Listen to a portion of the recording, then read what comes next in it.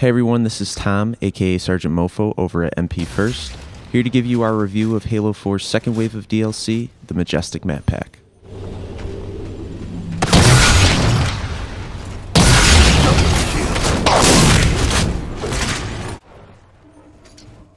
First map we're going to look at today is Landfall. Landfall is an asymmetrical map that's divided into two key sections. First being a two-story building that's towards the center of the map.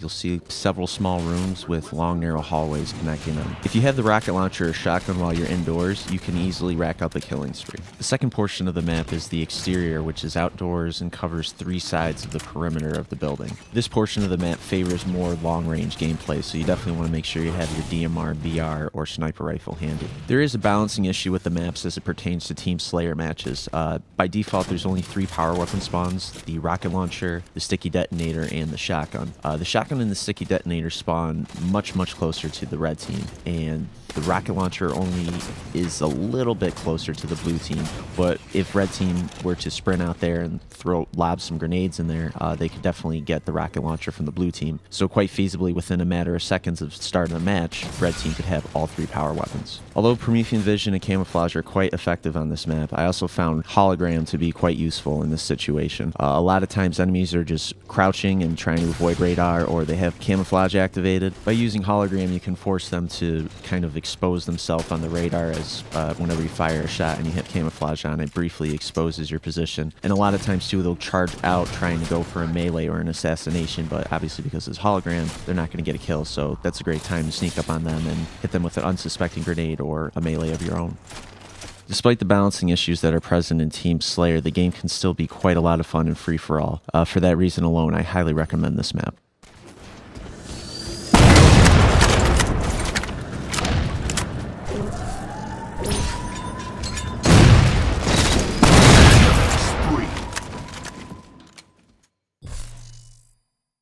The next map we're going to look at today is Monolith. Monolith has a quasi-symmetrical design. The red team base and the blue team base are identical, with the center structure appearing the same on both sides of the map. However, the two towers adjacent to both bases feature different layouts. One interesting feature of the map is two man cannons placed atop the adjacent towers. You can quickly and easily transverse the length of the level by simply going on the man cannons. While it does change the overall dynamics of the map, it does quickly become a nuisance when your teammates and enemies just go back and forth repeatedly. All four structures provide plenty of safe haven to avoid incoming DMR or other long-range fire. As such, camping can be a bit of an issue in Slayer variants. To get the most enjoyment out of this map, I would highly recommend the King of the Hill game type. Double kill. The King of the Hill game type helps to assuage the camping issue that's prevalent in the Slayer game types. Since the goal of the game type is to occupy the hill in order to win, players tend to come out from their camping spots and meet you head on. The power weapon spawns include a rocket launcher that spawns at the center of the map, two beam rifles that spawn towards each team's base, and two needlers. All of these power weapons prove useful in quickly vanquishing your enemy and maintaining control of the objective. Another element that helps prevent camping in the King of the Hill game type is the two-story capture points. If even one enemy comes into a hill that your team controls, you must clear him out before you can begin to regain points. This leads to teams ascending and descending through the capture point, which leads to more combat opportunities. You have a hit. Double kill. Hill defense.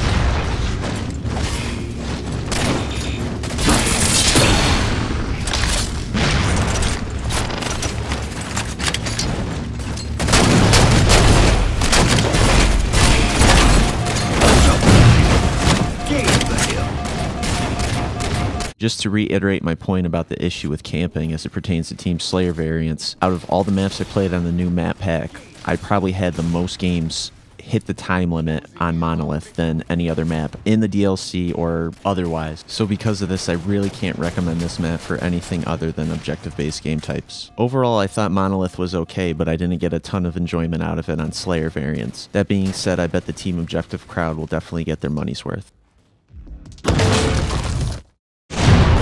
Eliminate the enemy team.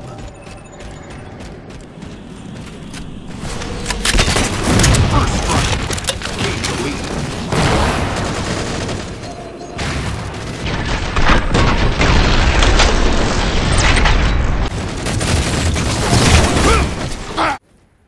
The last map we're going to take a look at today is Skyline. Skyline is a 2-story symmetrical map. As such, this is probably the map the pros will pay the most attention to. One of the things I liked about this map is there aren't too many long sight lines, but the ones that are long are located near the power weapon spawns.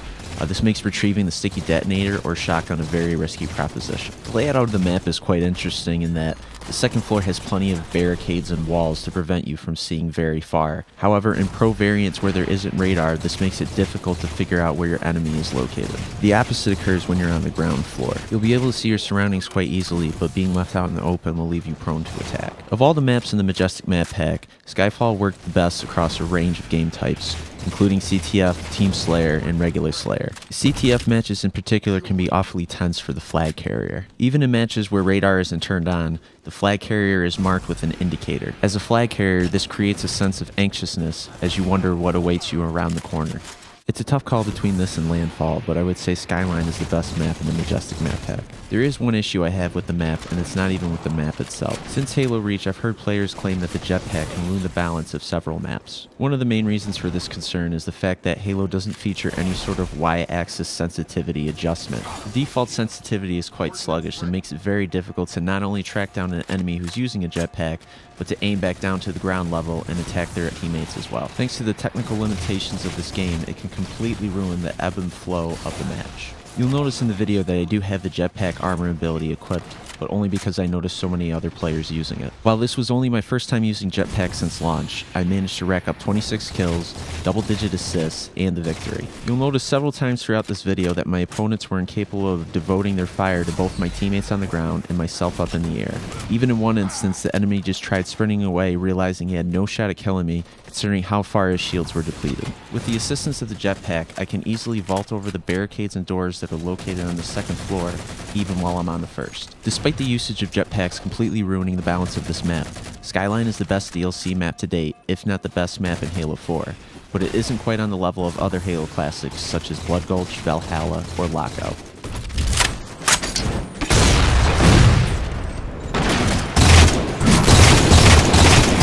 Ordnance ready.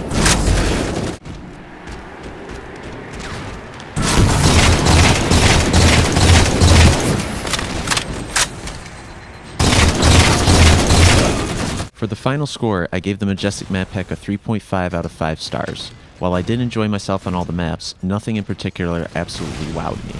However, after the universally panned Crimson DLC, all the maps in Majestic are a welcome addition to the current maps in Halo 4. If you don't have the Season Pass, I would skip Crimson and pick up Majestic. That's it for me. Until next time, keep your sights set on MP1st.